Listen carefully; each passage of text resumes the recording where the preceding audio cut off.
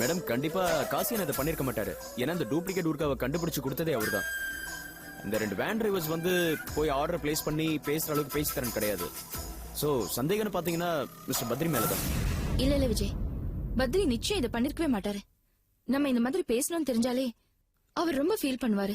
Madam, இந்த உலகத்துல யார் வேணாலும் தப்பு பண்ணலாம். யாருமே 100% நல்லவங்களா இருக்க முடியாது. பிள்ளைங்க கிட்ட இருக்க சொத்து எல்லாத்தையும் புடுங்கிட்டு அவங்க மேலேயே கேஸ் போடுற தாயெல்லாம் நான் பாத்திருக்கேன். நீங்க பார்த்து பேசி பழகின எல்லாருமே நல்லவங்க தான். அதனாலதான் நீங்க இந்த மாதிரிலாம் பேசிட்டு இருக்கீங்க. இல்ல விஜய், நீ என்ன சொன்னாலும் நிச்சயமா பத்ரி இதை பண்ணிருக்கவே மாட்டாரு. பத்ரி மாதிரி ஒரு நல்ல மனுஷனை நீ பாத்திருக்கவே முடியாது. மேடம், நீங்க எமோஷனலாவும் சென்டிமெண்டாவும் பேசிட்டு இருக்கீங்க. ஆக்சுவலி நான் வந்ததே பெர்மிஷன் கேட்கறதுக்காக தான். இந்த ஊர்காவை தயாரிக்கிற பொம்பளைக்கு ஆர்டர் பிளேஸ் பண்றவன நல்ல அடையாளம் தெரியும். சொன்னா உங்களை ஆபீஸ் கூட்டு வரோம், பத்ரி சாரை காட்டுவோம். அப்ப உண்மையெல்லாம் தெரிஞ்சிடும்ல. சச்சே, இந்த மாதிரிலாம் பண்ணிடாத தயவு செஞ்சு. அவரு ரொம்ப அவமானப்படுத்துற மாதிரி ஆயிடும். வேண்டாம். மேடம், நான் ஒன்னு சொல்லட்டுமா? மிஸ்டர் விஜய், அந்த பாட்டி ஆபீஸ் கூட்டிட்டு வந்து பத்ரி சார் அடையாளம் காமிக்கிறதுக்கு பதிலா அவரோட போட்டோவை காமிச்சு உண்மை என்னன்னு தெரிஞ்சுக்கலாமே.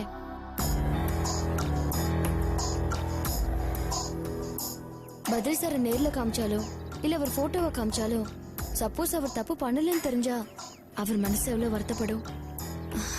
இப்பதான் 2 நாளுக்கு முன்னாடி ஆர்டர் பிளேஸ் பண்ண வந்தாங்கன்னு சொன்னீங்கல்ல, இன்னும் ஒரே ஒரு வாரம் வெயிட் பண்ணா அவங்க மறுபடியும் ஆர்டர் பிளேஸ் பண்ண வருவாங்க. அப்போ கையும் களவுமா அவங்கள பிடிக்கலாம். இதனால யாருக்கும் எந்த மன வருத்தமும் வராது. தீபா சொன்ன மாதிரி செஞ்சிருங்க.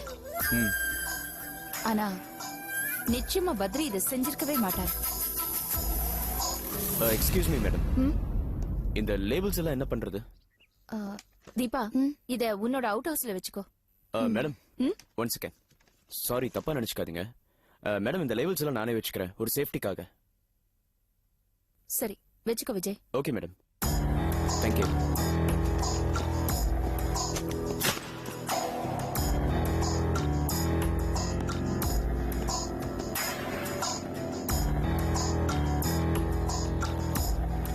தீபா, அத்தை எதுக்கு மூட் அவுட்ல போறாங்க?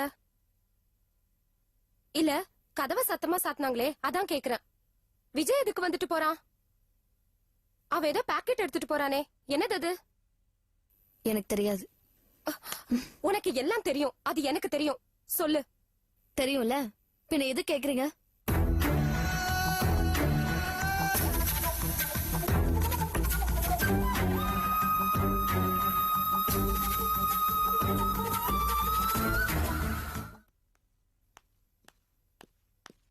சார் இருங்க. யார பார்க்கணும்? சொல்ல எப்ப சார், நீங்க இந்த ரூம்ல உட்காருங்க, நான் ஐயா வர சொல்றேன். சாருக்கு எங்களை நல்லாவே தெரியும். குணா பிரதர்ஸ் வந்திருக்குன்னு சொல்லுங்க, அவரே நேர்ல வந்து பாப்பாரு. சரி சார், நீங்க கொஞ்சம் வெயிட் பண்ணுங்க. குணா பிரதர்ஸ், அண்ணனும் தம்பியும் ஒன்னா வந்திருக்கீங்க. பாக்குறதுக்கு ராமரையும் லட்சுமணனையும் பாக்குற மாதிரியே இருக்கு. ஏதாவது முக்கியமான விஷயமா இருந்தா உள்ள போய் பேசல, வாங்க. பரவாயில்ல, பரணி எங்களுக்கு கொடுக்க வேண்டிய பணத்தை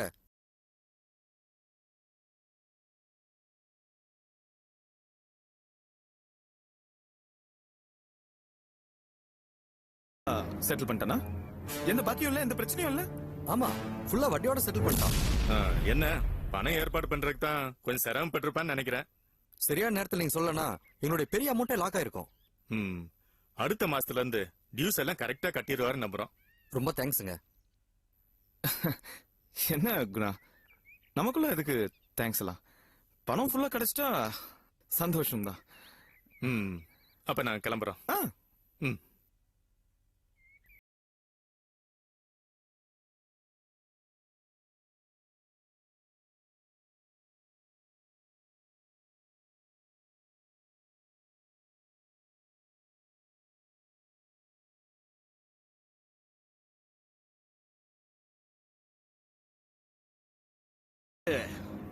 அதுக்காக அப்படியே விட்டுற முடியுமா?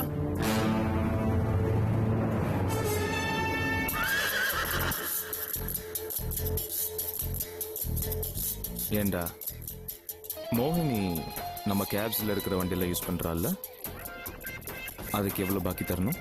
ஒரு 47,000 சொச்சம் இருக்குங்க. நாயே கரெக்டா சொல்லுடா. 47,654 ரூபா 46 பைசாங்க.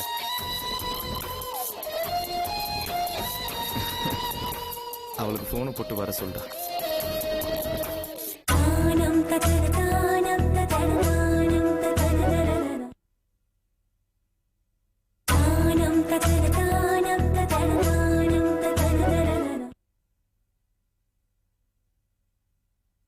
அவினாசி, என்ன தம்பி?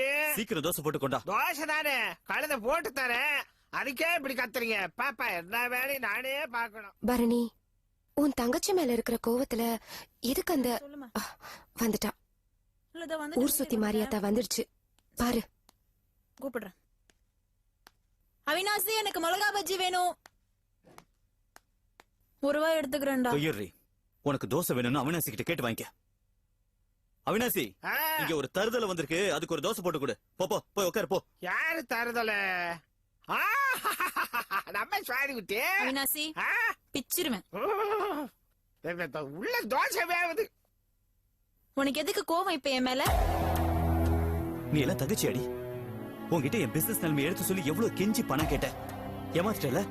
ஆனா கார்த்திக் பாரு, சொன்ன வார்த்தையை காப்பாத்தினான். அம்மாவுக்கு முன்னாடி செக் எடுத்து கொடுத்து அம்மாவுக்கு இந்த விஷயத்தை தெரிய வச்சு என்ன உங்க முன்னாடி அவமானப்படுத்திட்டல. பரணி, உனக்கு ஹெல்ப் பண்ணுன்றதுக்காக தான் அம்மா கிட்ட போய் பணம் கேட்டேன். என் கூட படிக்கிற ஃப்ரெண்டுக்கு படிப்பு செலவுக்காக பணம் வேணுமான்னு நான் சொன்னதும் அவங்க என்ன ஒரு வார்த்தை கூட கேட்கல. செக் வாங்கிக்கணும் உடனே சொல்லிட்டாங்க.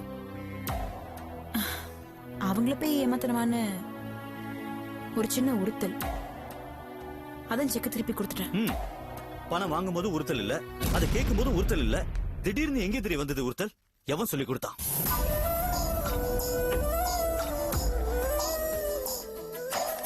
பரணி, அண்ணான்ற மரியாதையோட பேசிட்டு இருக்கேன். நீ இப்படி பேசணும்னா அப்புறம் நானும் கலாய்க்க ஆரம்பிச்சிடுவேன். ஏய், ஓ யோகிதை எல்லாம் எனக்கு தெரியும்டி. நீ எவன் கூட ஊர் சுத்துறன்னு எனக்கு தெரியும். அது என் பர்சனலான விஷயம் பரணி. நான் உன் அண்ணன்டி. தெரியும், அதனால்தான் உனக்கு இவ்ளோ செஞ்சேன். இப்ப நீ கேட்டுட்டு இருக்க தெரியுமா? இது எல்லாத்துக்கும் மரியாதையோட பதிலும் சொல்லிட்டு இருக்கேன். இது பேர் பிசினஸ்னா அப்ஸ் அண்ட் டவுன்ஸ் இருக்கதான் செய்யும். அது எல்லாத்தையும் ஃபேஸ் பண்ணி போராடி ஜெயிக்கணும். அப்பதான் வாழ்க்கையில ஜெயிக்க முடியும் பரணி.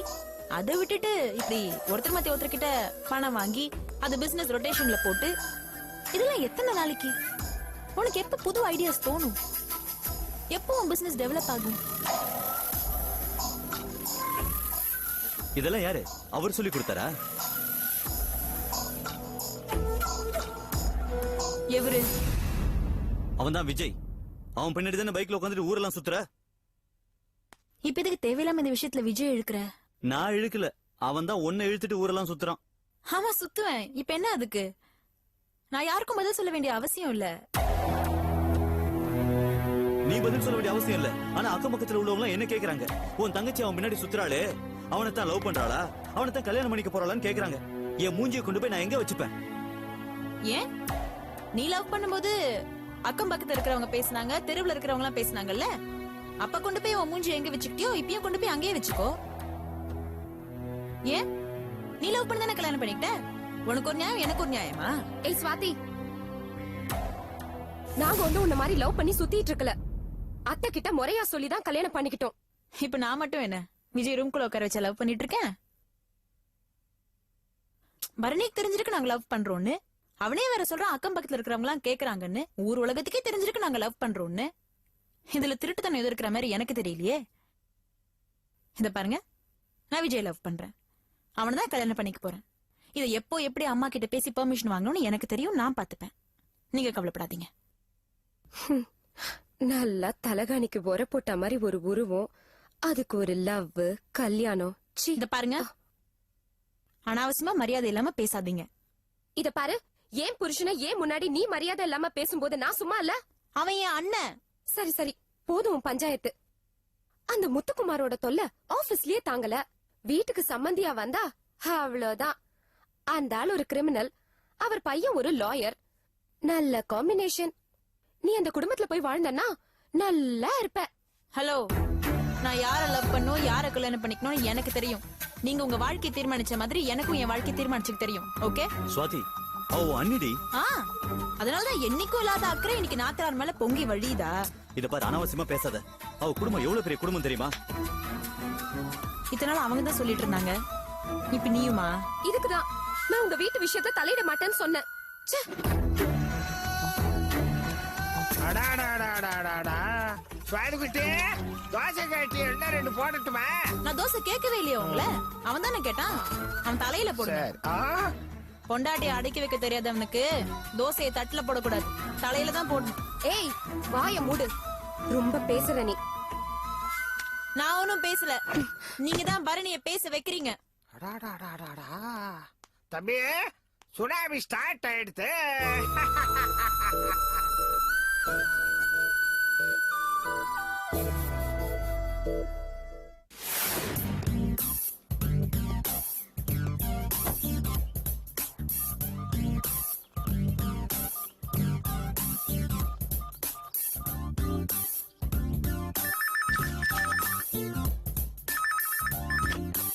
ஹலோ.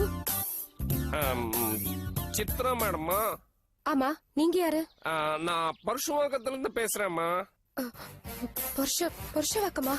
ஆமாமா, நீங்க செவ்வாய்க்கிழமை வந்தீங்க, அதுக்கப்புறம் வரல. அதான். ஆமா, நான் தான் லீலா கிட்ட சொல்லியிருந்தேனே. லீலாவா? எதுவா இருந்தாலும் ஆபீஸ் நம்பருக்கு ஃபோன் பண்ண வேணாம், செல்லுக்கு ஃபோன் பண்ண சொல்லி. லீலா அம்மாவுக்கு உடம்பு சரியில்லைம்மா, ஏதாவது ஆபத்து அவசரம் வந்தா இந்த நம்பருக்கு போன் பண்ணுங்க என்கிட்ட சொன்னாங்க. ஆபத்தா? என்னாச்சு? என்ன பிரச்சனை? மத்த நேரடியா பேசலாமே. ஓகே. அப்போ ஹோட்டல்ல சித்ரா கிட்ட பேசின பொண்ணு பேரு லீலா.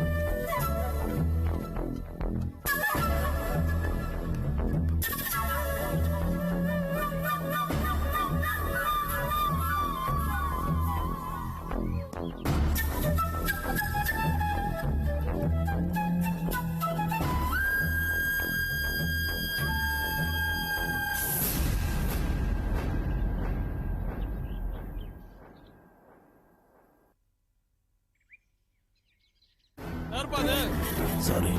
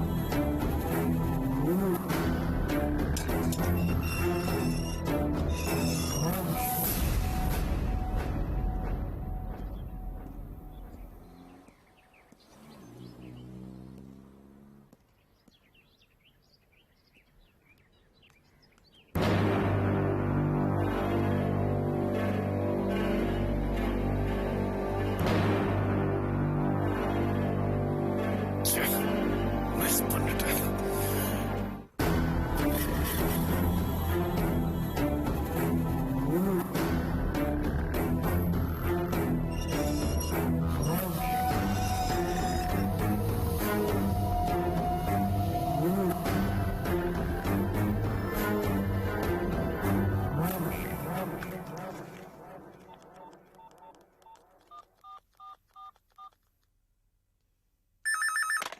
Hello Ramana hospital. லீலாவா? சொல்லு சித்ரா. இவ்ளோ நேரம் உன் செல்லுக்கு ட்ரை பண்ணிட்டு இருந்த, ரீச் ஆகல. செல்லுக்கு சார்ஜ் இல்ல, சார்ஜர்ல போட்டிருக்கேன். என்ன விஷயம் சொல்லு. யாரோ ஹாஸ்பிட்டல்ல இருந்து ஃபோன் பண்ணி அர்ஜென்ட்னு உடனே ஃபோன் பண்ணி வர சொன்னாங்க. நான் ஹாஸ்பிட்டல் பக்கத்துல தான் இருக்கேன். உள்ள வர முடியாத சூழ்நிலை. அம்மா எப்படி இருக்காங்க? அம்மா நல்லா இருக்காங்களே, அவங்களுக்கு உடம்புக்கு ஒண்ணும் இல்ல. நான் இங்கதான் ஹாஸ்பிட்டல்ல போன் பக்கத்திலேயே இருக்கேன். இங்க இருந்து உனக்கு யாரும் போன் பண்ணிருக்க முடியாது. நீ இன்னைக்கு ஹாஸ்பிட்டலுக்கு வரல. ஏதாவது அர்ஜென்ட்னா என் ஆபீஸ் நம்பர் கொடுத்து ஃபோன் பண்ணி சொல்ல சொன்னதா சொன்னானே. ஆள் சொன்னானா? ஒரு நிமிஷம் இரு. சேகர், மேடம். சேகர் இங்க வா. இங்க இருந்து சித்ராவுக்கு யாராவது போன் பண்ணீங்களா? இல்லையே மேடம். நாகராஜ் ஏதாவது போன் பண்ணிருப்பானா? அப்படிலாம் எதுவும் பண்ணல மேடம். சரி நீ போ. சரி. சித்ரா, இங்க இருந்து யாரும் உனக்கு போன் பண்ணல. யாரோ உனக்கு தப்பா சொல்லிருப்பாங்கன்னு நினைக்கிறேன். அப்படியா? சரி பரவாயில்ல, நான் அப்புறம் ஃபோன் பண்றேன்.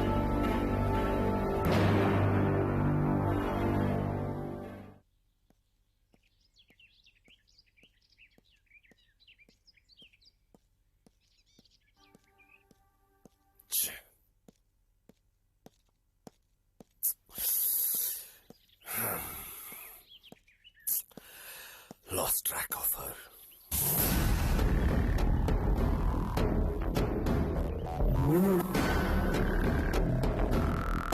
Nice to see you, Chitra.